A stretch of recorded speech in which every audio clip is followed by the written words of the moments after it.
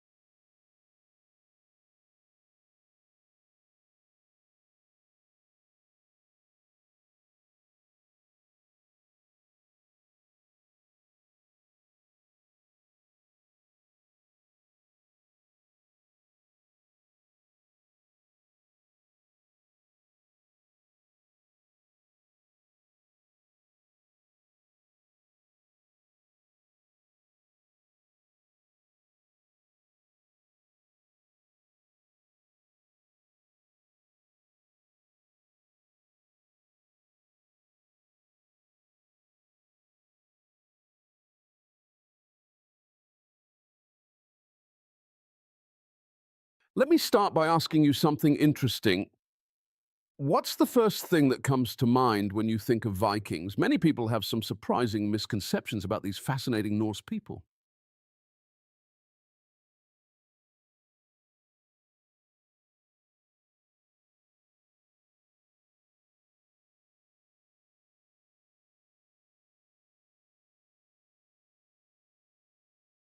That's actually a common image, but Vikings were surprisingly well groomed.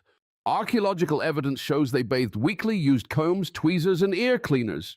They were actually known by their enemies for being unusually clean and well groomed. We've found countless grooming tools in Viking settlements, including decorated combs made from antler. Their beards were carefully maintained and styled to show social status. They even used a strong soap made from ash and animal fat to keep their hair blonde. In fact, English women were reportedly quite attracted to Vikings because of their cleanliness. Would you be surprised to learn that Vikings also wore colorful clothing and jewelry, not just armor?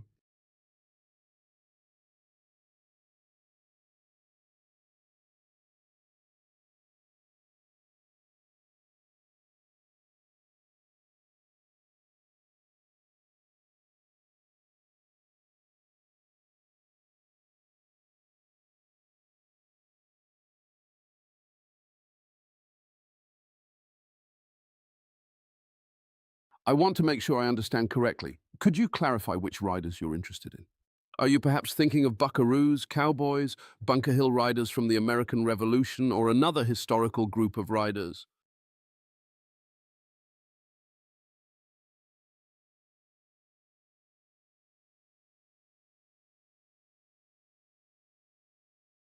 Ah, I believe you're thinking of the Rough Riders, Theodore Roosevelt's famous cavalry unit from 1898.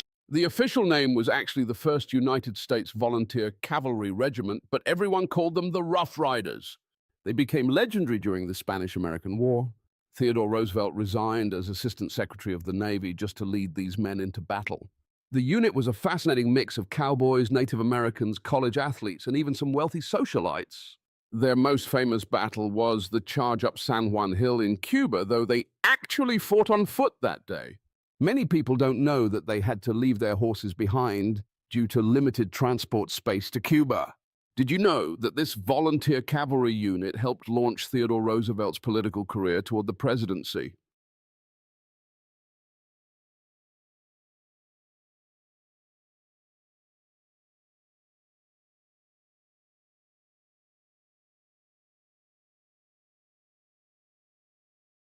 Let's dive into the fascinating historical accounts of mermaids. Did you know that Christopher Columbus himself reported seeing mermaids in 1493, though we now know he was probably seeing manatees? The first mermaid stories actually came from ancient Assyria about 1000 BCE. Sailors throughout history would often mistake sea cows, dugongs, and seals for these mythical creatures. These sightings became so common that mermaids were actually marked on medieval maps as real creatures. In ancient Greece, they had sirens instead of mermaids, originally bird women who later evolved. Let me continue telling you about mermaids. As I was saying, in ancient Greece, sirens were originally depicted as bird women before evolving into the fish-tailed beings we know today. This transformation in art and literature took centuries. Different cultures have their own unique mermaid legends: Japanese Ningyo, African Mamiwata, and Russian Rusalka. These creatures were often seen as omens by sailors. In some cultures, mermaids were believed to grant wishes or immortality. In others, they were feared as dangerous creatures who lured sailors to their doom. Did you know which version of mermaid legends is most familiar to you?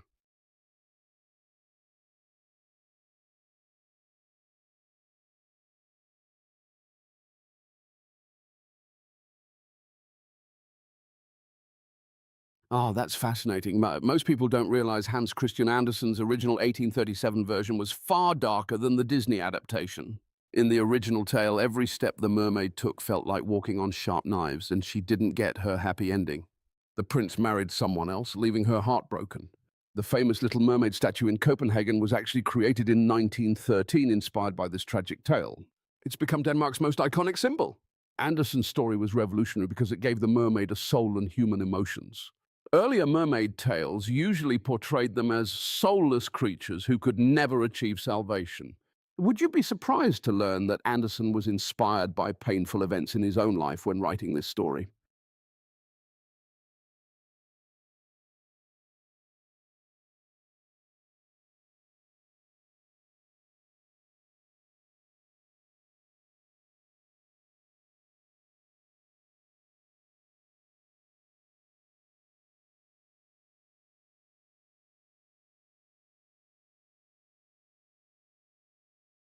Ha!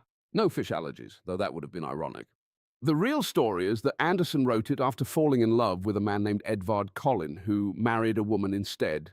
Just like his mermaid, Andersen had to watch the person he loved marry someone else. He actually wrote in his diary, "I long for you as though you were a beautiful Calabrian girl." Many scholars see the mermaid's inability to speak as a metaphor for Andersen's forbidden love. The physical pain the mermaid endures represents his own emotional suffering. He even gave the prince the same name as Colin's wife, Elizabeth. Did you know that many of Andersen's other fairy tales also hidden messages about his personal life?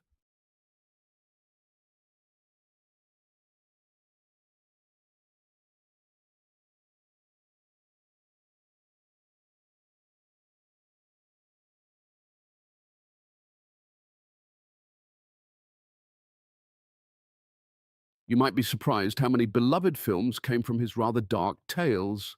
Frozen was actually based on the Snow Queen, though Andersen's version had no singing snowmen, just a demon mirror that froze hearts. The original was about friendship, not sisterly love. The Princess and the Pea became countless films, but in Andersen's version, the princess was actually bruised and injured by that pea. His stories often showed the cruel side of humanity. Thumbelina became a Don Bluth film, but originally she suffered through forced marriage attempts and near freezing. Even The Little Match Girl was adapted, though most versions changed the tragic ending where she freezes to death.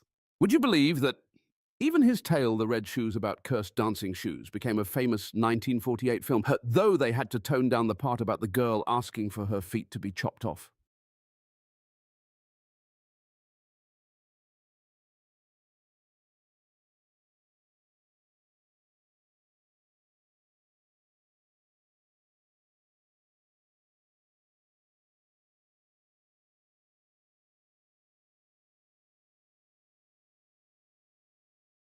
Let me tell you a tale of a poor boy who would change the world of stories forever. Once upon a time, in a small town in Denmark, there lived a boy whose father was a poor shoemaker and whose mother washed clothes in the river. This boy would spend his days dreaming up magical worlds while other children played. As he grew older, young Hans Christian carried his stories to Copenhagen, where fine ladies and gentlemen laughed at his ragged clothes and awkward manners. But like the ugly duckling in his later tale, he would prove them all wrong. From the depths of his own broken heart, he spun tales of mermaids who loved too deeply, of matches that showed visions of comfort to freezing children. His stories weren't just stories, they were pieces of his soul wrapped in magic. And though time has softened his tales, like sugarcoating bitter medicine, their true power remains, teaching us that real love often hurts and true beauty comes from suffering. Would you like to hear about how his most painful story came to be written?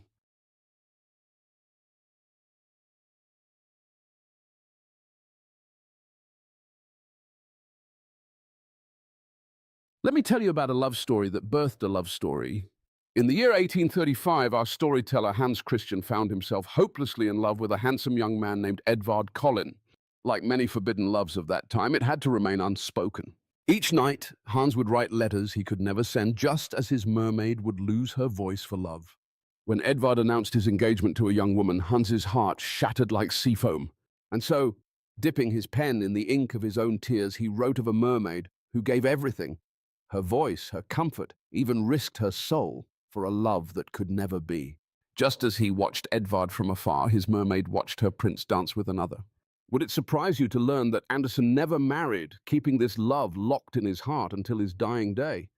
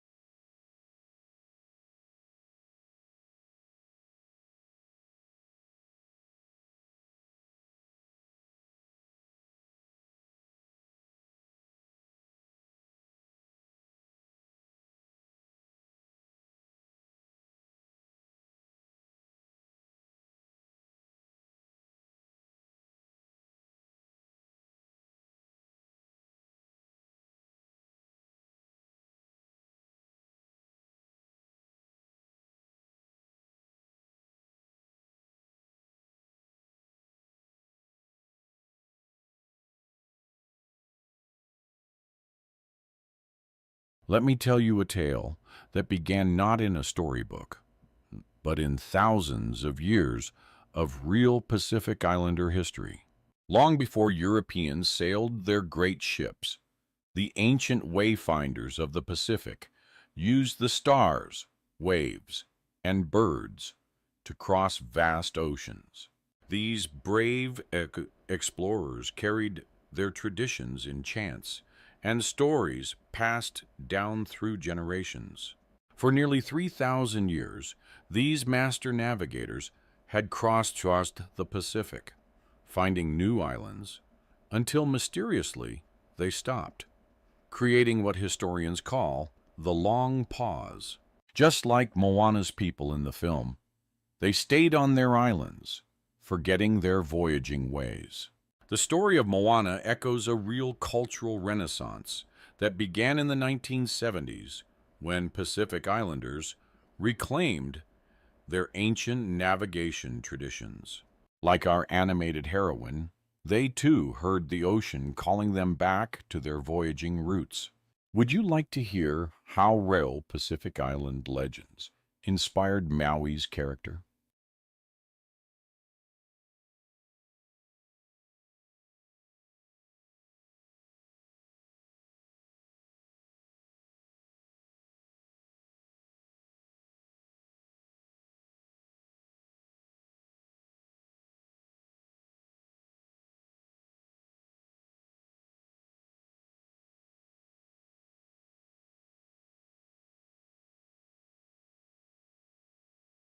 Imagine if you will, a figure so legendary that his stories echo across thousands of Pacific islands. The real Maui appears in stories told from Hawaii to New Zealand, and he was even more extraordinary than Disney showed us. In ancient tales, he was born premature and cast into the sea by his mother. The ocean god saved him, hence his name, Maui Tiki Tiki a Taranga, meaning Maui wrapped in the top knot of Taranga, his mother. Unlike the boastful Disney version, the legendary Maui performed his feats to help humanity. He really did pull up islands with his magical fish hook, but he also captured the sun to make days longer, stole fire from the underworld, and discovered the secret of making fire. In Maori tradition, New Zealand itself is known as Te Ika Amaui, the fish of Maui. Would you be surprised to learn that Maui's fish hook was actually based on the constellation Scorpius, which Pacific navigators used to find their way across the ocean?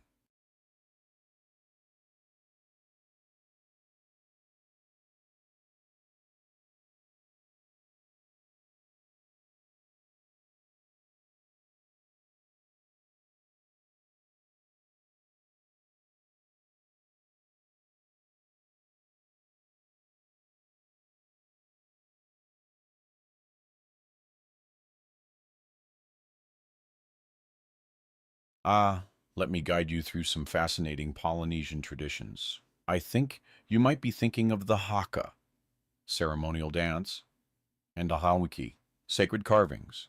The haka, most famously performed by New Zealand's Maori, isn't just a war dance. It's a powerful expression of identity and respect. Each movement tells a story, from the stamping feet connecting to earth spirits to the wide-eyed expressions showing warrior strength. Their incredible navigation skills used what they called te lapa, the moving of light in water that pointed toward land. They could feel different ocean swells bouncing off islands hundreds of miles away. Their double-hulled canoes, called wa'a kaulua in Hawaiian, could carry entire families and even small gardens for long voyages. These weren't just boats. They were floating villages that could cross thousands of miles of open ocean. Would you like to hear about their amazing stick charts? Maps made of bamboo that showed ocean wave patterns?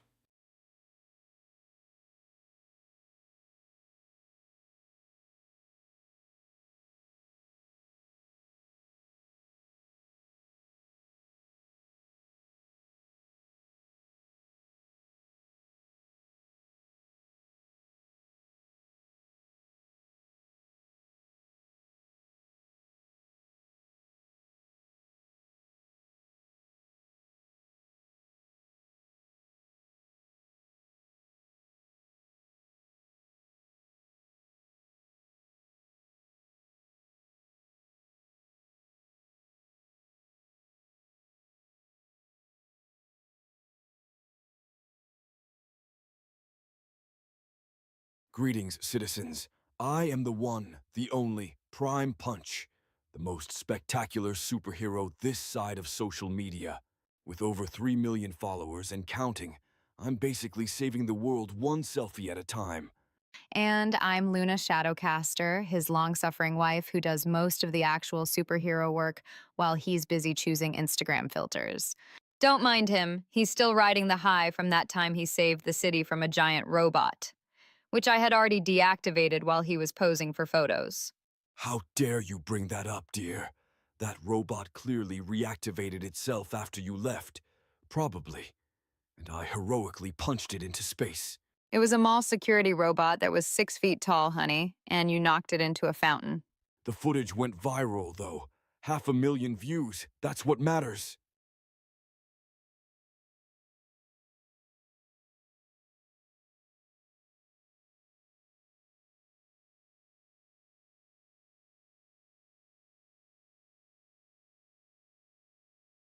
Oh, please, that demigod wannabe. Let me tell you something about Maui. First of all, he's got what, a magical fish hook? I've got these guns and over 15 sponsored protein shake deals. Sure, he pulled up islands, but I once lifted an entire food truck for a TikTok challenge. Oh, please. Got That 8 demigod million wannabe. views. The Let food me truck tell that you you something dropped about- directly into the harbor? The one I had to fish out while you were busy editing the video? And while he's stuck singing about being "You're welcome," I've got my own energy drink line and action figure series. Which, by the way, look nothing like him. They actually made the action figures attractive. Luna, that's just good marketing. Besides, Maui spent thousands of years on an island alone. I spent thousands of hours building my brand. That's basically the same thing.